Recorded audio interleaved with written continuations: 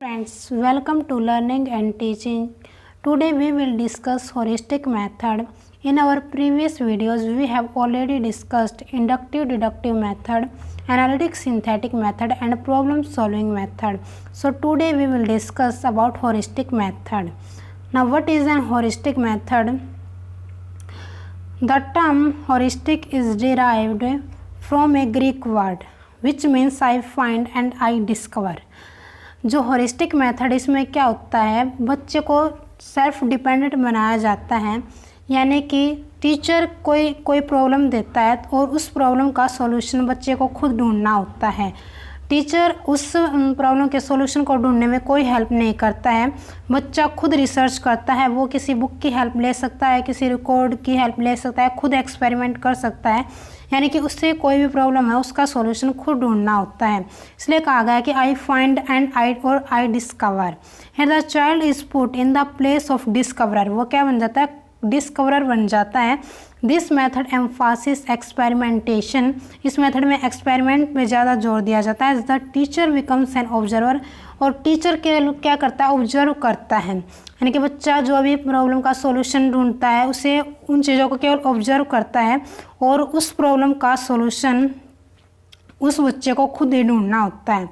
And the child tries to move ahead independently. बच्चा क्या हो जाता है? सेल्फ डिपेंडेंट हो जाता है और इंडिपेंडेंटली अपना काम करता है। This method makes student self reliant and independent.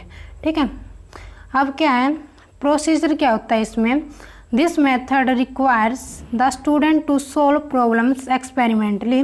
इस मेथड में क्या होता है? बच्चा प्रॉब्लम का सोल्व करता है, वो एक्सपेरिमेंट करता है। ये student is required to discover everything himself and is to be told nothing. यानी कि आपस में कोई भी एक दूसरे की हेल्प नहीं करेगा। बच्चे को कुछ प्रॉब्लम दी जाती है और खुद ही उस प्रॉब्लम को डिस्कवर करता है, यानी कि खुद ही उस प्रॉब्लम का सॉल्यूशन निकालता है वो। The students are led to discover facts with the help of experiment. वही कि बच्चा क्या करता है? एक्सपेरिमेंट लेता है, बुक्स की हेल्प ले सकता है। ठीक है, in this method the children behaves like a research scholar. क्या करता है बच्चा? चिल्ड्रन जो रिसर्च स्कॉलर की तरह बिहेव करता है। जैसे कि रिसर्च स्कॉलर में क्या होता है, जैसे कि पीएचडी करते हैं तो रिसर्च स्कॉलर होते हैं, वह क्या होता है स्टूडेंट को खुद ही रिसर्च करनी होती है और जो टीचर हो वो केवल ऑब्जर्व करता है, उसकी निगरानी करता है कि बच्चा क्या क्या करने लग रहा है, उसने क्या रिसर्च किया, बस उसकी वो देखता है उस चीज़ को, बाकी उसे खुद रिसर्च करना होता है। इसलिए इसे कहा गया कि इस मेथड में क्या होता है, चिल्ड्रन एक रिसर्च स्कॉलर की तरह बिहेव करता है। आगे है in heuristic method a problem sheet with minimum instruction is given to the student. एक प्रॉब्लम सीट दी जाती है विद मिनिमम इंस्ट्रक्शन, उसे थोड़ा बहुत बता दिया जाता है कि इसमें क्या करना है to the student and he is required to perform the experiment concerning the problem in hand. और बाद में क्या करता है? उस प्रॉब्लम को अपने खुद ही क्या करता है? उस प्रॉब्लम का सॉल्यूशन ढूंढता है। He must follow the instruction and enter in his notebook. है वह जो भी टीचर इंस्ट्रक्शन देता है उसे फॉलो करता है और उन बातों को लिख लेता है जो भी टीचर उसे बताता है, यानी कि उसे जो भी रिसर्च करना है उस रिसर्च को करने में उसे किस बात का ध्यान रखना पड़ता है, ध्यान रखना पड़ेगा, तो उससे क्या करता है? नोट कर लेता है। He must record everything about his experiment, research, observation, result and draw conclusion. वो बच्चा जो है जो भी रिजल्ट है या फिर कंक्लूजन है या जो भी वो ऑब्जर्व करता है, रिसर्च करता है, एक्सपेरिमेंट करता है, वो क्या कर लेता है? उनको नोट कर लेता है। फिर एग्जाम्पल, मान लो एक एग्जाम्पल है, take a problem of the discovery of the properties of parallelogram. एक बच्चे को क्या दी जाती है? प्रॉब्लम दी जाती है जिसमें क्या करना है? सो प्रॉपर्टीज़ को डिस्कवर करना है, यानी कि पैरेललोग्राम की क्या क्या प्रॉपर्टीज़ होती हैं उनको डिस्कवर करना है। तो कैसे करेगा बच्चा? Give students many parallelograms drawn in A sheet of paper. बच्चे को कोई शीट है उसके ऊपर पैरेललोग्राम ड्रा की गई हैं और उनको दे दी जाती हैं वो sheet and ask them to find its property. और बाद में उन बहुत सारे पैरेललोग्राम्स को देख करके बच्चे को खुद ही उनकी प्रॉपर्टीज़ फाइंड आउट करनी है। Naturally the student will start observation, बच्चा क्या करता है, ऑब्जर्व करता है, measurements, records their findings, analysis and draw conclusion, और बाद में क्या करता है, और कंक्लूजन निकालता है। Everything has to be done by student on their own, यानी कि सब कुछ इसे खुद ही करना पड़ता है, इसमें टीचर उसकी कोई हेल्प नहीं करता, ना ही वो अपने एक दूसरे अपने जो मित्र होते हैं उनसे पूछ सकता है, उसे खुद ही प्रॉब्लम का सोल्यूशन निकालना होता है। फिर है एक और एग्जाम्पल है, take the problem of the area of 4 walls of their classroom, classroom में जो 4 वॉल्स हैं उनका एरिया फाइंड आउट करना है। तो बच्चा कैसे फाइंड आउट करेगा, हे स्टूडेंट स्टार्ट ऑब्जर्वेशन, वो ऑब्जर्व करेगा, measurements, records their findings, analysis and find areas using formulas की हेल्प लेगा, वो ड्रा कंक्लूजन, फिर क्या करेगा, जो भी निष्कर्ष है उसे ड्रॉ करेगा। Everything has to be done by students on their own. फिर आता है एडवांटेजेस, इस मेथड की क्या खूबियाँ हैं। Advantages of heuristic teaching method, student becomes active participate, इसमें क्या करता है, बच्चा एक्टिव पार्टिसिपेट करता है, क्योंकि जो भी एक जो है फिजिकली उसे काम, फिजिकली और मेंटली दोनों रूप से उसे काम करना होता है, इसलिए क्या करता है, एक्टिव पार्टिसिपेट करता है, यानी कि वो खुद ही ऑब्जर्व करता है चीज़ों को, खुद ही उस प्रॉब्लम का सोल्यूशन फाइंड आउट करता है। Home study and memorisation work become light, psychological method, इसे हम साइकोलॉजिकल मेथड भी कहते हैं। क्रिएटिविटी ऑफ लर्नर, इसमें क्या होते हैं, लर्नर से में क्रिएटिविटी आती है।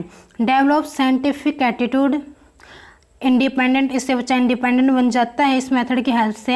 Understands the subject matter with logical thinking. फिर आते हैं इसके disadvantages, it can not be used eight primary level of education, primary level में इसका यूज़ नहीं कर सकते, क्योंकि बच्चा इतना अभी सेल्फ डिपेंडेंट नहीं होता है कि वो किसी प्रॉब्लम का सॉल्यूशन जो खुद ही ढूंढ सके। It demands extra ordinary labour and special form from the teacher who is already overburden. Every child, इसमें जो है एक्स्ट्रा ऑर्डिनरी लेबर की ज़रूरत होती है, लेकिन टीचर के पास तो इतना टाइम होता ही नहीं है। Every child can not be expected to be gifted discoverer, हर बच्चे के ज़रूरी नहीं कि हर बच्चा डिस्कवरर हो, यानी कि हर बच्चा ही प्रॉब्लम का सॉल्यूशन ढूंढ निकाले। Not possible to teach the entire topic by this method, mathematics का हर टॉपिक इस मेथड की हेल्प से नहीं कवर किया जा सकता, क्योंकि इतना टाइम नहीं होता, टीचर को सिलेबस भी करवाना होता है कि वो इसी मेथड की हेल्प से केवल क्या करें, अपनी टीचिंग करें। स्टूडेंट में tends to take the help, इस मेथड में क्या होता है कि टीचर तो कहता है कि उसे किसी की हेल्प नहीं लेनी, लेकिन बच्चा क्या करता है, उसमें वो हेल्प ले लेता है, तो इससे टीचर को पता नहीं चलता, तो इसलिए इसमें स्टूडेंट में tends to take the help. This method is possible for small classes, इसमें क्या होता है, कुछ बच्चों के लिए, जहाँ जिस क्लास में कुछ बच्चे ही होते हैं उस क्लास में ये मेथड पॉसिबल होता है, क्योंकि इतने सारे बच्चों को ऑब्जर्व नहीं कर सकता टीचर, तो जहाँ जिस क्लास में कम बच्चे होंगे वहाँ ज़्यादा सूटेबल रहेगा। Sometimes teachers fail to distinguish between false heuristic and true heuristic, वही बात है कि फॉल्स होरिस्टिक का मतलब क्या है कि बच्चा कभी कभार क्या करता है, घर जा कर के अपने पेरेंट्स की हेल्प ले लेता है या फिर कहीं और से हेल्प ले लेता है, तो इससे जो टीचर जो है वो ठीक से उसे ऑब्जर्व नहीं कर पाता उन चीज़ों को, या फिर ये इसमें क्या होता है, एक धोखे की संभावना रहती है कि बच्चे ने खुद किया है या फिर किसी की हेल्प लिया है, तो इसमें जो है स्पष्ट नहीं रहता कुछ भी, तो यही बात कही गई है इसमें। फिर क्या कंक्लूजन है, at school each topic can not be taught in this method, her topic हम इस मेथड की हेल्प से नहीं समझाया जा सकता, but teachers can at least do 2 to 4 topics in a year to develop heuristic attitude of children.